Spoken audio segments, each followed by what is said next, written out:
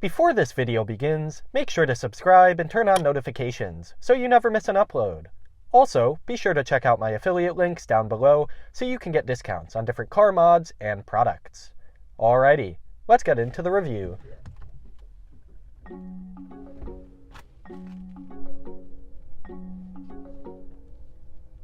Hello and welcome. Today we are reviewing a 2022 Lincoln Corsair Grand Touring.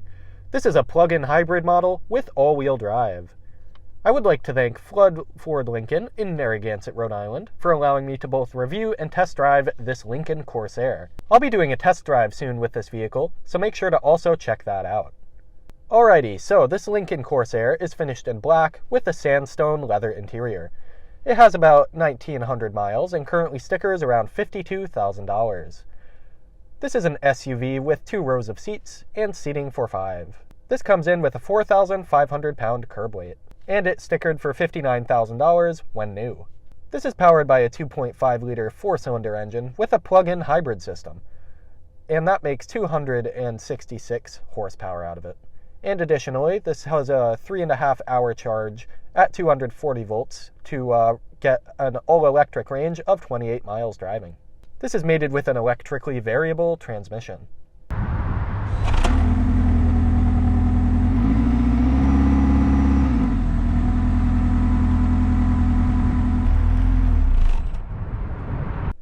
This is once again all-wheel drive with an 11.2 gallon fuel tank, with 34 mpg highway, 32 in the city, and 33 overall. And it also comes with 83 city, 72 highway, and 78 combined mpg-E in plug-in mode. This comes with the optional 20-inch alloy wheels, and those are on top of 245 wide tires. Up top, this does have a 2-panel full-power sunroof, and it does come with some nickel-brushed roof runners. This has a towing capacity of up to 2,000 pounds. As for safety, you get blind spot monitoring, lane departure warning with lane keep assist, rear cross traffic alert, automatic emergency braking, and auto high beams. On the exterior, you get 180.6 inches long, 74.3 inches wide without the mirrors, 63.8 inches tall, and 6.8 inches of ground clearance. You also get 26.9 cubic feet of trunk storage with all seats in place. This rides on 4-wheel independent suspension, and it is an adaptive suspension system. This comes with a brake-actuated LSD or limited slip differential and a 2.91 axle ratio. It also comes with power folding heated side mirrors. Alright, and let's have a step outside. Alright, so here, with the Lincoln Corsair, it does come with a pretty standard Lincoln look, so it comes with the common grille, but it does have this blue Lincoln emblem in this case, signifying that it is a hybrid. Overall, it has some nice, smooth, and elegant angles. I like the look of Lincoln. They look pretty similar to one another, but I don't think that's a bad thing. I think it's a very nice standard platform. I like these wheels. They resemble a little bit of like the Lincoln Navigator upper trim wheels. Those like, you know, like a sun spiral, but with an angle to each one. I think it looks really nice. Then over here you get a Corsair badge, finished in blue again for the hybrid. And then here you get a plug-in hybrid port, so you can plug into a household port or just a charger right there. And then additionally, you do get still a fuel port over here, so that's easy fuel. Then over here on the driver's side door, you actually still get an old Ford specialty, honestly. You get a number pad, and that is going to be to lock or unlock your door. You can still do it with a number pad. Over here on the side profile, I think it looks pretty elegant. This is a similar size to a Ford Escape, just a little bit bigger. And I think it looks very nice and very elegant. It's very low slung overall, low roofline. Everything has more of like a sport back type of thing. It looks a little bit almost like a Porsche Cayenne when you look at it from this rear angle, and the lights too. So I think it looks really nice. You do get a dual chrome tip exhaust back there, and you get a very nice Lincoln bar, typical Lincoln rear light setup, and Lincoln stamped right across there.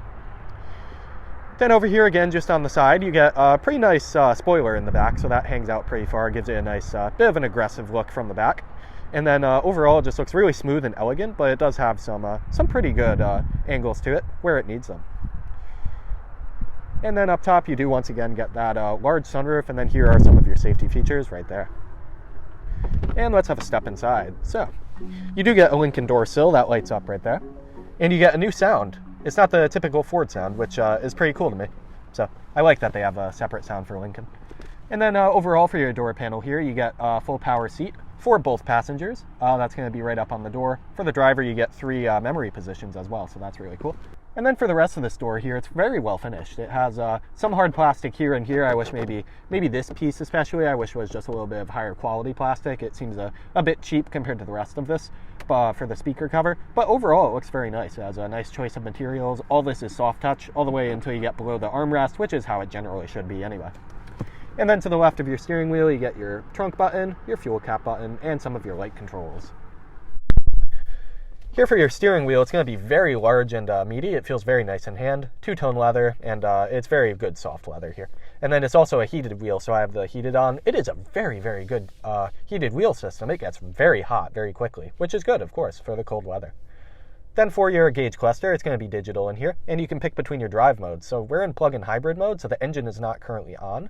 But if you go in between the drive modes, so you get normal, conserve, which is more efficiency-based, excite, preserve EV, and you also do get a slippery mode and deep condition. So as you heard, the engine just turned on. So if you leave it in excite mode, responsive and engaging. They have some pretty cool graphics for all these different modes. It does change up a bit because you can see your RPMs and more of your speed and stuff like that, and also your regenerative braking and stuff. And then back here, you do get shift paddles in here. So they're a bit on the small side. They're not all that engaging. They are just hard plastic. I wish they maybe lined them with rubber, but it does feel okay.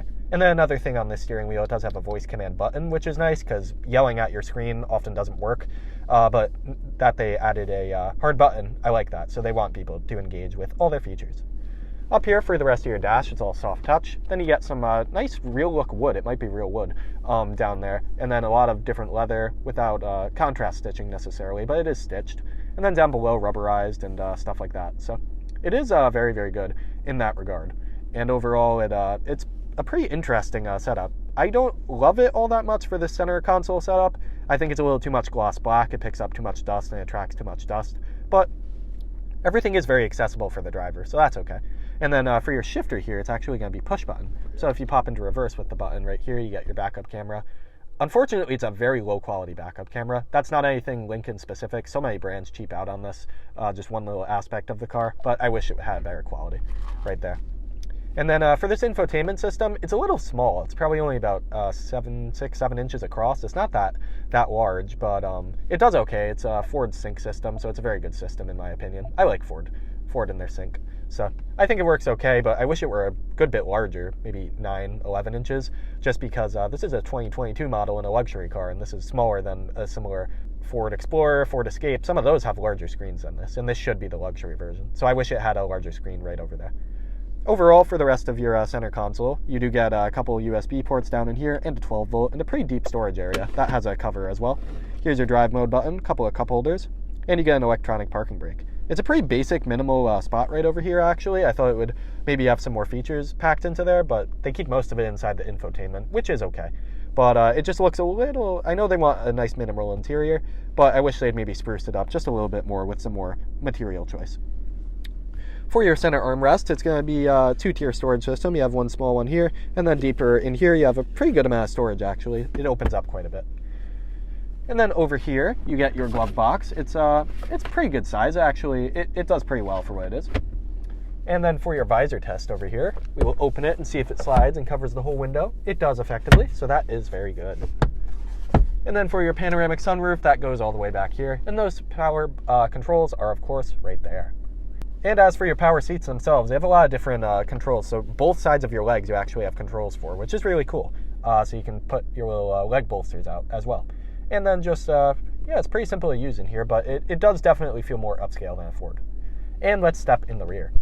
And sitting here in the rear seat, this is a rear reclining bench. So there's a lever on my side here so you can recline a little bit, which is nice. So sitting back here, I'm about 6 feet tall. The seat is where I just was, and I have pretty good room back here, actually. I have probably 3 or 4 inches of headroom. There's tons of headroom above me. And then for knee room, it's actually good as well. Foot room is a little bit limiting. I'm starting to bump my feet below the seat, but overall, it's pretty good space back here. And then it's a pretty good low windowsill, and a very large, actually, for the design. They actually kept a pretty large rear window back here, so it doesn't feel too claustrophobic at all, and it's very comfortable being back here. You also do get heated seats with 2 levels for the the right and left side over here, as well as climate vents. And you do get a couple pairs of a USB Type A and a Type C port back here, down below, so that's good. And then overall back here, you get that pano sunroof, which goes very far, so you'd get a lot of good natural light back here with that open. And overall, it's pretty good. They didn't really they didn't really cheap out on the rear seat either. They kept the same general design. Most of the soft padding is also present back here, the same as in the front seat, which is nice. Of course, it is a luxury car. I would hope they do that, but yeah, it's good that they kept it continued. And let's hop back in the front and discuss my final thoughts. Alrighty, so for my final thoughts on this 2022 Lincoln Corsair, I think it's an interesting mix. I haven't actually reviewed many Lincolns yet, but yeah, I do like it in here. It definitely does stand apart in most of the fit and finish and material choice than some higher trim Fords, which of course this should stand far apart from those. One of my major gripes, though, I wish I had a larger screen. This is a very small infotainment screen for a 2022, and this new came at $59,000, so I think they could have put a larger screen in here. Maybe it looks like they have room for it. I definitely think they should have put a larger screen. But overall, it's okay in here. I don't personally love all the gloss black they chose to use in here because it picks up a lot of dust and it doesn't look elegant for as long. But I do understand why they did it. It looks nicer overall than using some matte plastic. But I feel they could have maybe incorporated this color scheme between light tan and some different browns and grays. I feel like they could have incorporated it just a bit more creatively here. But I do like the push-button shifter. It's very easy to use here. It's not finicky, but it saves tons of room here, so it gives you a lot more space for a couple different storage types. And then it's pretty cool how all the drive modes in here, they have such very different graphics inside of here. And they they did a very good effort inside of those. So you can go right into conserve, and then you can shut off the engine right there if you choose to. And you are running on the electric motor right now, the plug-in hybrid portion. So it's pretty cool. It's a very nice iteration of all the plug-in hybrid system stuff. It's very easy to navigate, and yeah, it works very well in testing. And yeah, that's going to just about do it. Alrighty, thank you again to Flood Ford Lincoln in Narragansett, Rhode Island for allowing me to review and test drive this Lincoln Corsair. Next, I will be test driving this vehicle, so make sure to check that video out, coming soon on the channel. As always, thank you very much for watching, drive with passion, and take care.